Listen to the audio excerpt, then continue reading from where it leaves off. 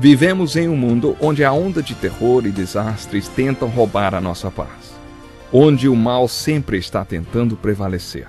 Mas vemos pela palavra de Deus desde o Antigo Testamento que o cuidado de Deus para com aqueles que o temem e o buscam é muito real e permanente.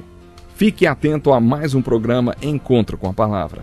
Aqui apresentamos a palavra de Deus como resposta a todas as mais difíceis questões da vida. Agora com você, Pastor Edson Bruno.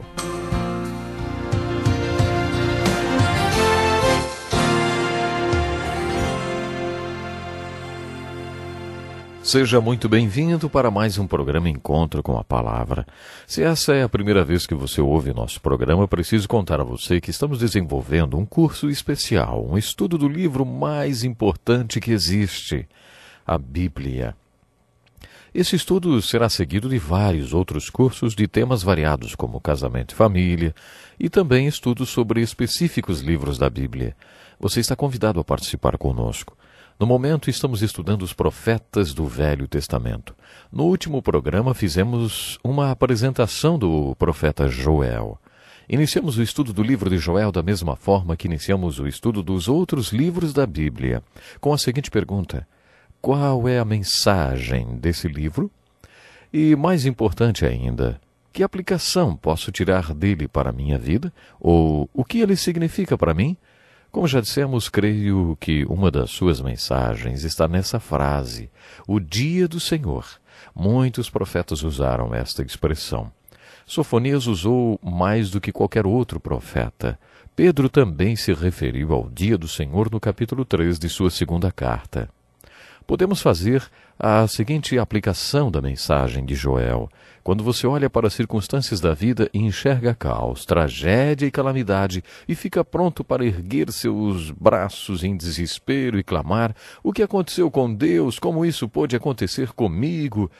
Joel desafia a ver a mão de Deus em tudo o que está acontecendo. No capítulo 8 de Romanos, o apóstolo Paulo afirma que Deus faz com que tudo se encaixe para o bem daqueles que o amam e que são chamados segundo o seu propósito. Se você ama a Deus e demonstra seu amor por Ele e quer a vontade dele em sua vida, então Deus pode fazer com que tudo concorra para o seu bem. Paulo não quer dizer que tudo o que acontece para você é bom. Ele quer dizer que Deus pode fazer com que as coisas ruins se encaixem para o seu bem.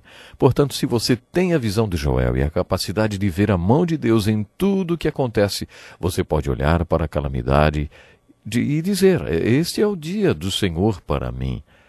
No último programa, vimos que Joel podia olhar para a calamidade causada pela praga dos gafanhotos e proclamar: este é o dia do Senhor. Joel teve a visão profética do cativeiro babilônico e viu até além dele e declarou: o dia do Senhor se aproxima. Muitas pessoas têm medo do futuro e vivem no passado, porque não querem encarar o que está por vir. Com Joel aprendemos que quando você olha para o futuro, não sabe tudo o que acontecerá, mas sabe que existe alguém que o controla. O dia do Senhor está chegando e quando este futuro chegar, também será o dia do Senhor. Joel também nos fala para olharmos para o passado e enxergarmos que aquele também foi o dia do Senhor. A aplicação do livro de Joel segue um padrão. Quando você olha para o seu presente, passado e futuro, você deve ver o dia do Senhor. Provavelmente você nunca viu nenhuma praga de gafanhotos, nem experimentou nada como o cativeiro babilônico, mas também já teve suas experiências. Nenhum de nós pediu para nascer, nem podemos escolher nossos pais. Quando você olhar para as circunstâncias nas quais você veio ao mundo, quer tenham sido boas ou não, pense como Joel e aplique essa lição em sua vida. Aquele foi o dia do Senhor para mim. Meus pais, minha família, meu lugar nesse mundo, nada aconteceu por acaso. Todas essas dinâmicas da minha vida estavam dentro do plano de Deus para mim. Pode ser que, olhando para a sua vida hoje, você tenha inveja de outras pessoas, pensando que se você fosse como aquela pessoa, aí sim estaria tudo bem. Todos nós temos a tendência de nos comparar com outros. Paulo diz que isso não é sábio. Continuamente as Escrituras nos asseguram que somos únicos e que Deus tem um plano único para cada um de nós. Depois que Deus fez a você e a mim, Ele jogou a receita fora. Somos diferentes de todo mundo, não existe ninguém igual a nós. É assim. Como vamos encontrar a vontade de Deus para nossas vidas se estamos nos comparando com outras pessoas? Quando o Senhor contou a Pedro como morreria, Pedro apontou para o discípulo João e perguntou: "E quanto a ele?" O Senhor respondeu: "Se eu quiser que ele permaneça vivo até que eu volte, o que lhe importa? Quanto a você, siga-me." Jesus estava dizendo: "Pedro, você não tem nada a ver com os meus planos para a vida dele. Não se compare com ele, apenas siga-me." Com Joel aprendemos a receita importante de aceitarmos, sim, as circunstâncias em nossas vidas ao invés de ficarmos olhando para os outros, desejando que fôssemos como eles. Quando paramos para pensar nas circunstâncias da nossa vida, não interessa quão caótica ela esteja, exceto no caso de consequências pessoais, por causa dos nossos próprios pecados. Este é o dia do Senhor para nós. Então, não importa o que aconteça, olhe para o futuro, com confiança e fé, com a perspectiva de que o dia do Senhor virá para você, porque você está certo de que nada acontecerá na sua vida que Deus não tenha permitido. Creio que essa seja a aplicação para nossas vidas que tiramos da mensagem do profeta Joel. A parte do livro de Joel que a maioria das pessoas se interessa é sua profecia sobre o Pentecostes e sobre os últimos dias. Joel se refere a esses dias como o grande e temível dia do Senhor. Ele fala de eventos que acontecerão junto com a segunda vinda de Cristo. Estudando o Novo Testamento e as profecias sobre este assunto, aprendemos que a segunda vinda de Cristo será uma série de 12 eventos. O difícil é determinar a ordem cronológica desses eventos. Um dos 12 eventos que farão parte da segunda vinda de Cristo é o milênio, ou o reino de 1000 anos. As pessoas posicionam-se teologicamente de acordo com suas convicções sobre o milênio.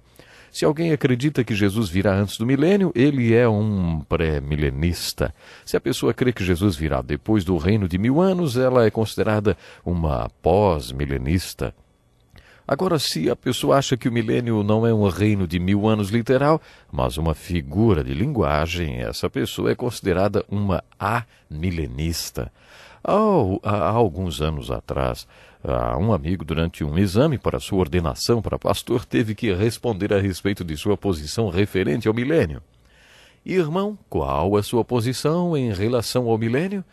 O meu amigo, muito espirituoso, respondeu: "Bem, cresci dentro de uma doutrina pré-milenista, mas depois de estudar e refletir sobre o assunto, tornei-me um pós-milenista, e nesta posição fiquei por algum tempo.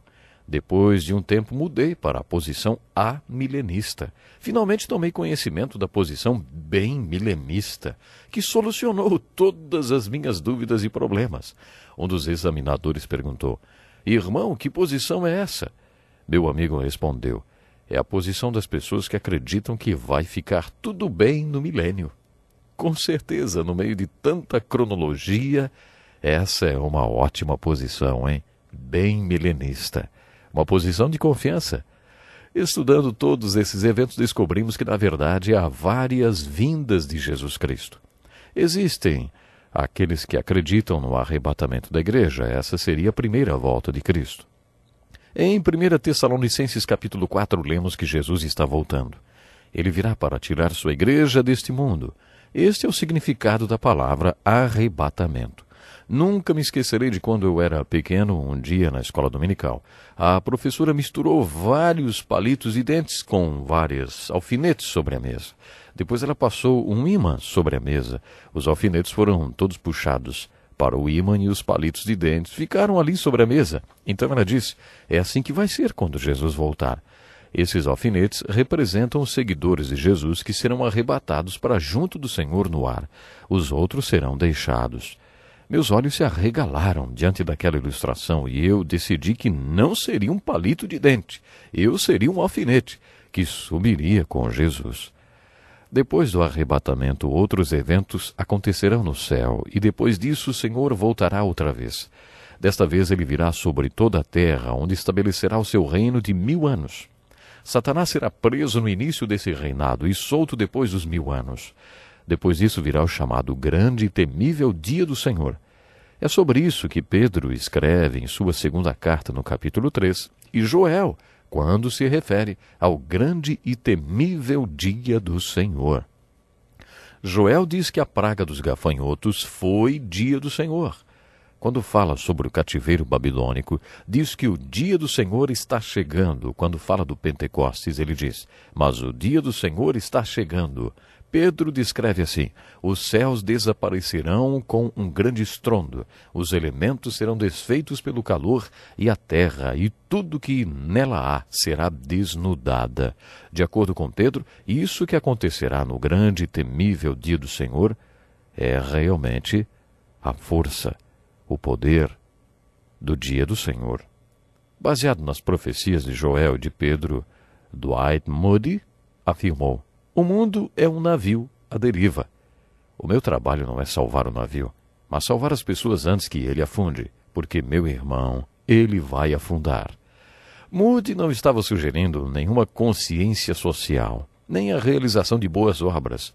O que ele estava sugerindo era: de acordo com a Bíblia, a terra será julgada. Deus não afirma que ela permanecerá para sempre. Pelo contrário, Deus nos diz que um dia tudo será destruído e dissolvido.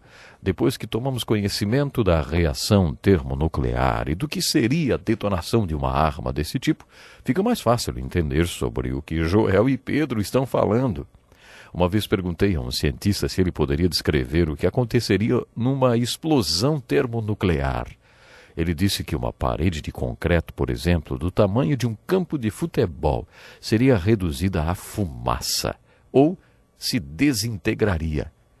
E continuou esclarecendo: uma explosão termonuclear é um calor tão intenso, que derrete qualquer material no seu caminho.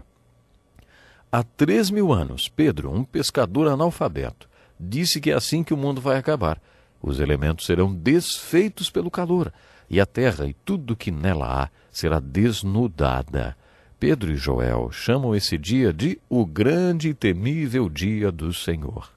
Pedro continua lançando um desafio: visto que tudo será assim desfeito, que tipo de pessoas é necessário que vocês sejam? Qual deve ser o seu sistema de valores? Portanto, a expressão o dia do Senhor, usada pelos profetas, mas principalmente por Joel, às vezes refere-se à tragédia da história dos judeus, que foi um tipo de marco, e proclama que este foi o dia do Senhor. Às vezes, o dia do Senhor refere-se ao julgamento pendente que está por vir. Neste caso, lemos que o dia do Senhor está chegando.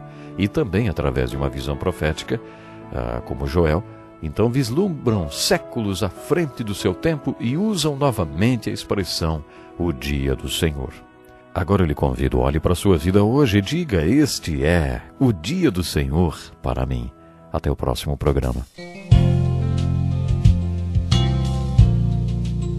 Que lição importantíssima. Obrigado, pastor Edson Bruno. Prezado ouvinte, coloque em prática o que você ouviu aqui. Sem dúvida, sua vida será grandemente abençoada. Este é um estudo escrito pelo Dr. Dick Woodward, na voz do pastor Edson Bruno. Escreva-nos e solicite o material. Nosso endereço é Encontro com a Palavra, Caixa Postal 2011, CEP 89201-970, Joinville, Santa Catarina. Até o nosso próximo Encontro com a Palavra.